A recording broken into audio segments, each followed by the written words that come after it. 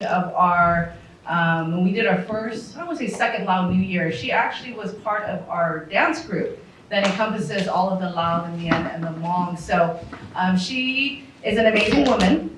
She came over to the United States. She's a mother of 7, and I wanted her to share her experience with us. So I'm going to have her come up. Give her a round of applause, Miss Gervais. And also, Mimi did for her as well. Mimi's her daughter.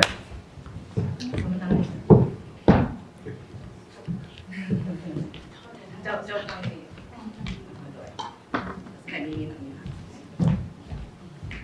And last but not least, I had the privilege of working with Mr. Sheng Li here. He is a huge advocate of the Mien community. I had the honor and pleasure, without him and the team that represents the Mien community, we would not have all these amazing artifacts that represent the Mien community. The shaman, the artifacts that he brought were amazing. So it's my privilege and honor. He's in education. He works at Golden Valley High School, and he's an advocate of education literacy. And so go ahead and give him a round of applause, Mr. Lee. Come on up.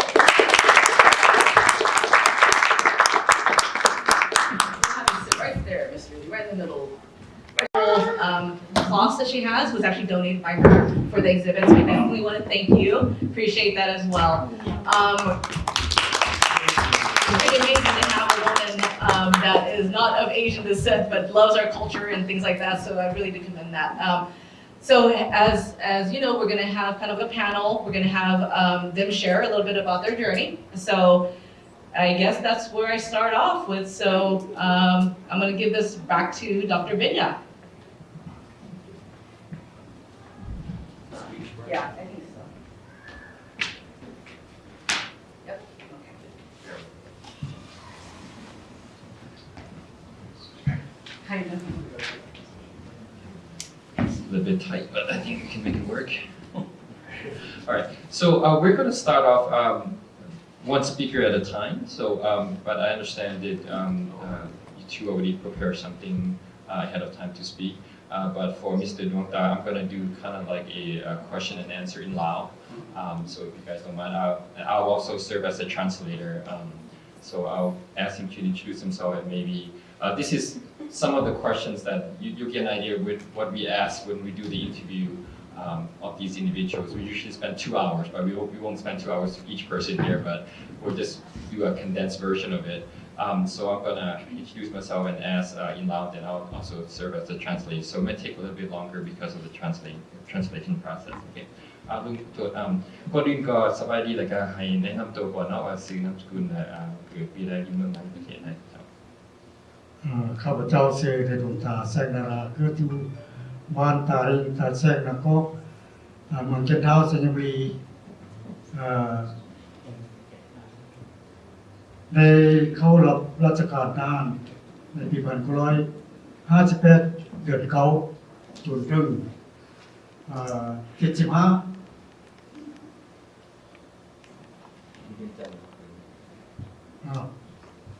So he just introduced himself, and saying he was born in Laos in Chantaburi, and he was actually a part of the. In 1959, he received.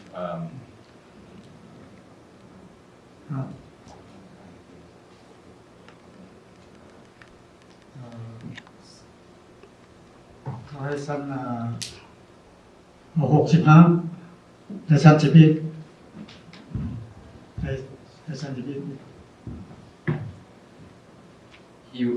became a royal servant in 1959 to 1975, so in the Lao royal government.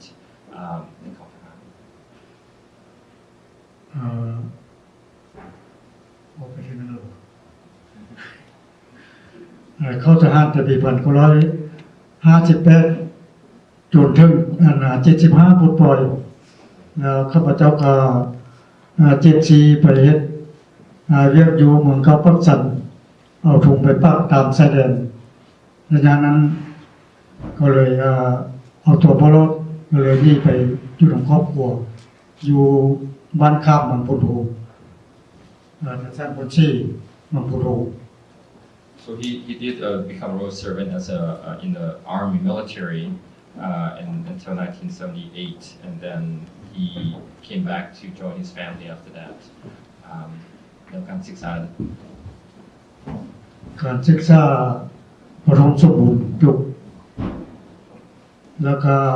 ไปบวชได้2 ปี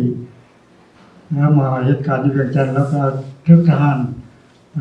ไปเป็นทหาร So he finished elementary school and then primary school, and after that he became a monk for 2 years before joining the military.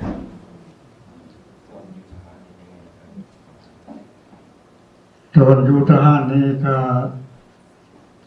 ปี1959ไปตีเสือกอยู่เที่ยวสำเนือโรมากับสำเนือเท่ากันในผลถ้ามาขับเฮลิคอปเตอร์ไปตอนเอาลงมาอยู่เวียงจันทร์มาเรียนอยู่เวียงจันทร์ปี1959เดือน6แล้วต่อมากองเลยปฏิวัติแล้วก็บ่ได้เรียนแล้วก็อยู่ในเวียงจันทร์นั้นในพลภูมิมาตีเวียงจันทร์ก็เลยแตกล้อกองขึ้นไปแล้วก็เข้ามามอบตัวนำในพลภูมิก็บอกว่าไปตีนายพวกเจ้าคือเก่า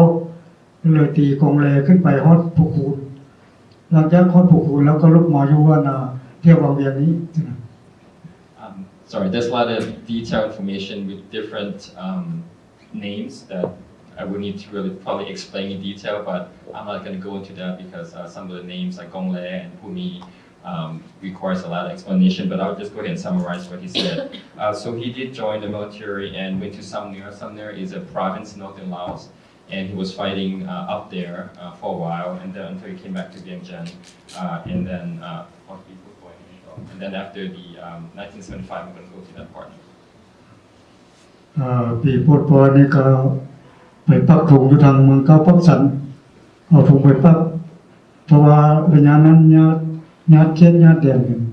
ก็ว่าไปบ่รอดแล้วก็เอาตัวรถไปอยู่นำครอบครัวอยู่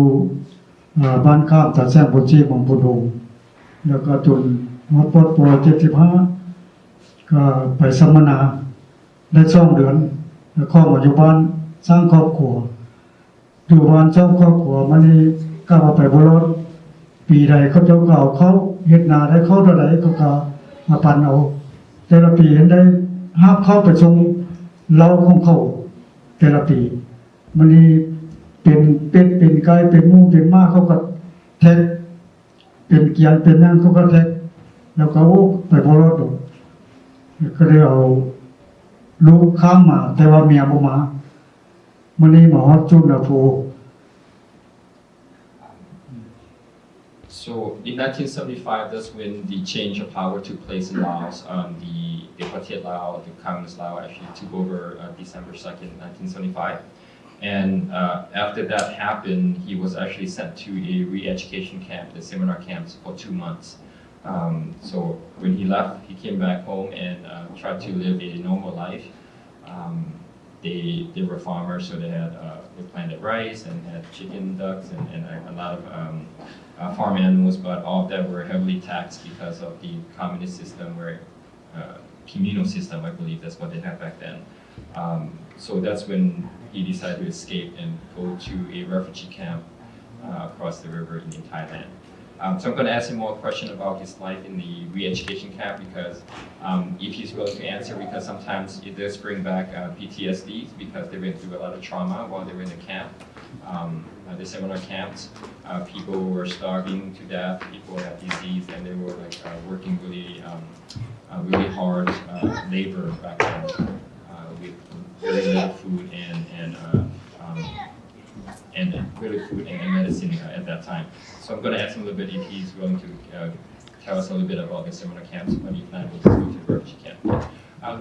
ขออนุญาตเราเกี่ยวกับเรื่องชีวิตการเป็นอยู่ตอนอยู่ศูนย์สัมมนาท่านลุงสามารถเล่าอะไรกับเราให้ฟังท่านว่าสามารถเล่าอะไรกับผมเป็นยังว่าอันนั้นแต่ละมื้อแต่ละวันนี้มีใส่ชีวิตการเป็นอยู่แบบใดตอนตื่นมาตอนเช้าต้องเฮ็ดหยังต้องมีกิจการยังไงแล้วก็เป็นจังไดการอยู่การกินการรักษาโรคต่างๆตอนอยู่ศูนย์สัมมนาข้าพเจ้ามาเมืองไทยปี1987เดือน2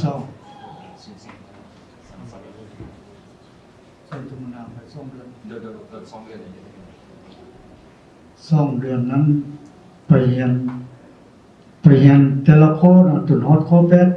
รียนข้อที่1ข้อที่2แต่ว่าการเรียนนั้นก็จะปฏิที่เรียนแล้วก็ไปเฮ็ดเวียกสร้างเงินน้อยเงินใหญ่ให้ก็อยู่มันในข้อปัจจุบันเขาก็เลยให้ไปอยู่ในครอบครัวเพราะว่าสมัยนั้นข้าพเจ้าก็เป็นทหารก็บ่เป็นฝ่ายหม้อก็บ่ครอบคลุมมานะเขาไปบ้านในปัจจุบัน So when he was there, so the name of the seminar is the re-education camp. So they actually go there and learn the doctrines, communist doctrine, and he was saying that they have to learn 1 to 8. I guess that's the different doctrine that they have to teach while he was there. And they asked him to construct some shelters and sleeping quarters for I assume it's for other fellow seminar campers. And after 2 months, he left and went back home. So for him, I just to in general from our interviews process, 2 months is a very short period of time. He's very lucky, and I'm not saying that he should stay any longer, but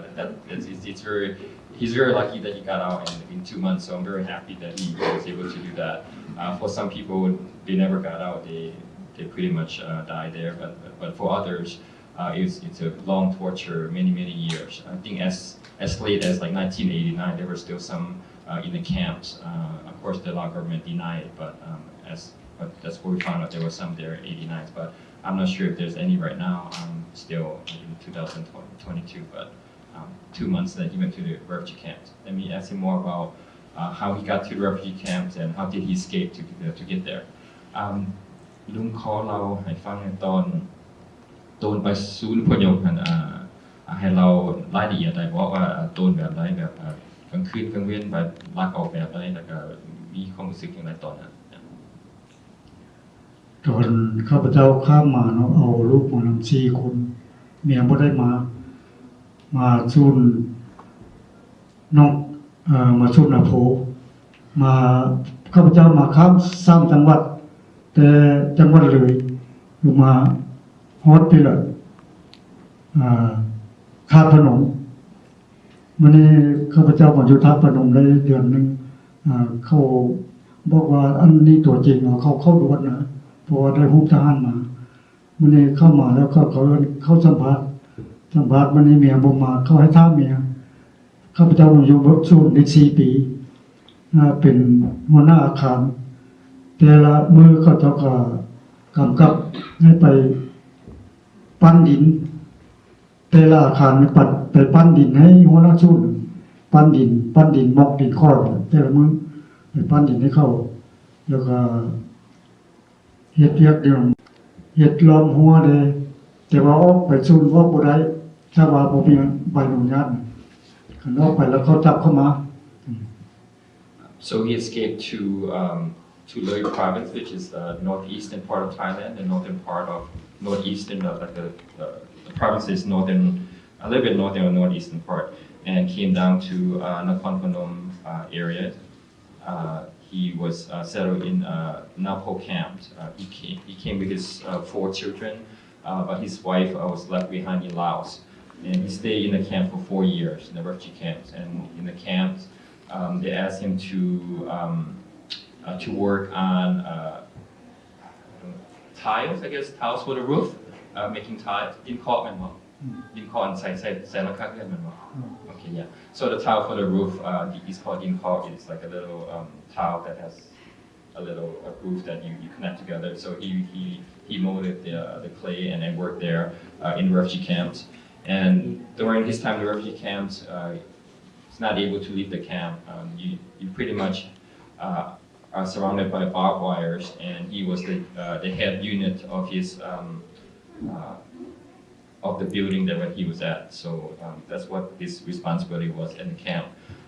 Sometimes in the camps, people get bored because there's nothing to do there. You just wait for you to get transferred, hoping you'll get to the United States, Canada, Australia, whatever the third country would be. And so sometimes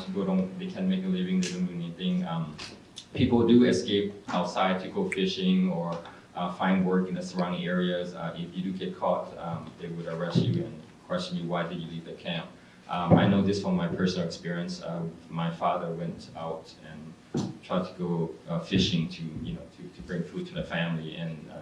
sometimes you get caught and they may punish you or may not, depending how severe it is. And a lot of time you rely on relatives from the United States to send you some money. I remember my aunt was already here in the United States, so she would send us some money to refugee camp. And some people might have some, this is from the interviews, I'm just telling this, some people may have jewelry or gold or something that they bring with them, any thing that's valuable, they pretty much have to sell in the camp in order to get a better living status while they're there. For him, that's what he did. For เขาตอนเฮ็ดดินพอเพิ่นก็รายจ่ายเป็นจ้างบ่หรือว่าเฮ็ดเป็นฟรี เฮ็ดให้เพิ่นละลาบริจาคแต่ว่าแต่ละมื้อนั้นเอาแต่ละอาคารไปเฮ็ดปั้นดินคอนปั้นแล้วก็ปามันแล้วเขาเจ้าไปใช้บ่จักปั้น So the labor that he provided was free of charge. They didn't pay him anything to do the tithes. แล้วจังได๋หลังจากนั้นต่อเมียมาหาบ่เด้อ หลังจากนั้นปีหนึงเมียมาหา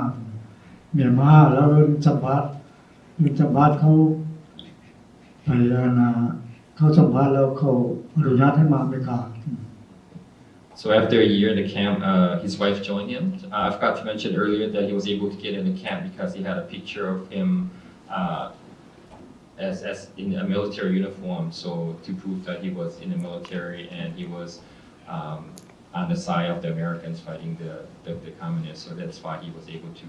get the interview and get into the camp when he first went there. So his wife joined him, and then they went through the whole interview process in the camp, health check, health screening, make sure you get all your vaccines. This is everybody, all the refugees have to go through, and then they processed his application, and he was able to come to the United States. ตอนนั้นไปตกอยู่เมืองไหนรัฐใดได้มีสปอนเซอร์บ่ มีสปอนเซอร์คนเวียดนามวันนี้เขาจะเอามาไปตกอยู่ฟินิกซ์อาริโซนาปี91เดือนหนึ่งวันนี้พี่น้องอยู่โมเสสเลยไปตอนเอาแล้วมาอยู่โมเสสนี้เท่ากับมื้อนี้อยู่ฟินิกซ์ได้เดือนหนึง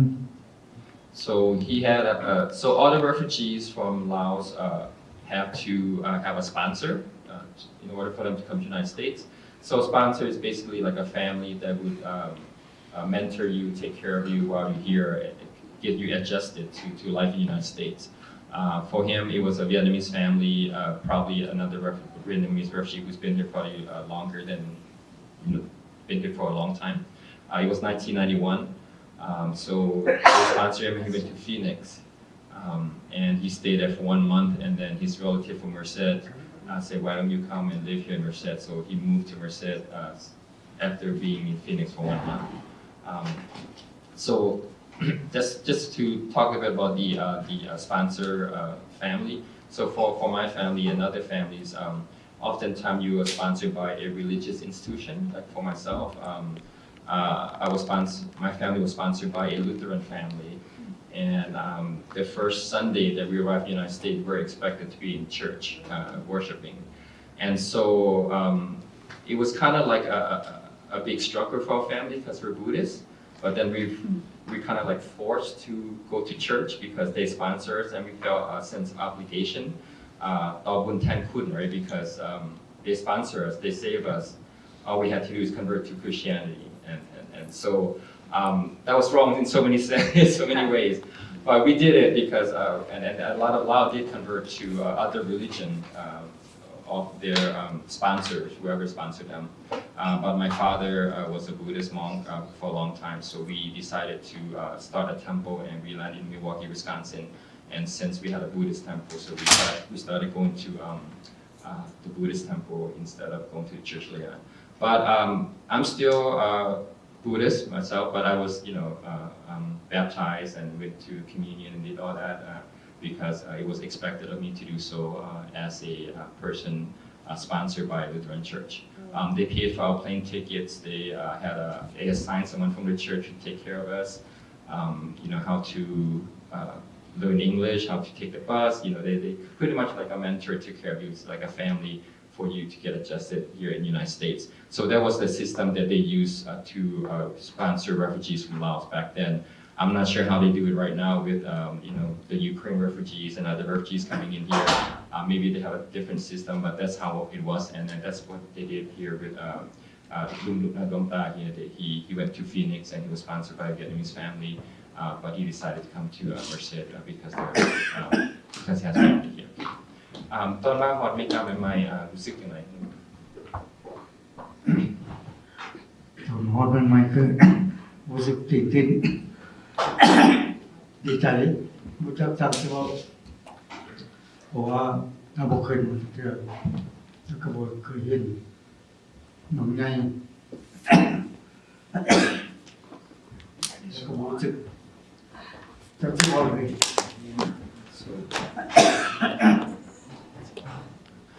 So when he first came here, he was very excited, and because he never seen big cities before, and they know what to say. I mean, no words to describe it, because that's what they're saying. แล้วมาอยู่เมอร์เซดนี่บริญญาไปใช้เลยเหมือนว่าเป็นอยู่เรื่องโอเค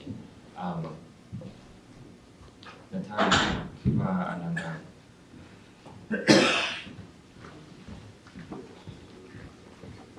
บ่ได้งาน แ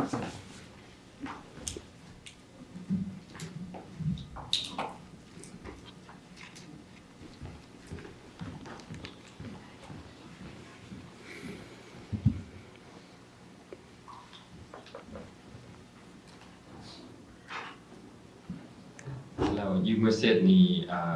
รู้สึกยังไงกับมันมีข้อดีข้อเสียอย่างไหนถามถึงก่อน อยู่เมอร์เซดนี่ดีหมดทุกอย่างเพราะว่าการดูการคิดการช่วยเหลือเพราะว่าบ่ดีใจแต่ว่าเฮาคิดฮอดบ้านเมืองนอนของเราเพราะฉะนั้นขณะนั้นมันมีแต่ความอบอุ่นความดีใจภาคภูมิใจเพราะว่าข้าพเจ้ามาก็มาเฟียวกันร่วมได้อยู่ร่วมคุณก็ให้อยู่กับความภูมิใจนี้ให้ที่สุดบ่ได้เพราะว่าเฮาบ่เคยมีเฮาบ่เคยพบเฮาบ่เคยพออีกสิ่งว่าอยู่บ้านเมืองเฮามันเป็นแบบนึง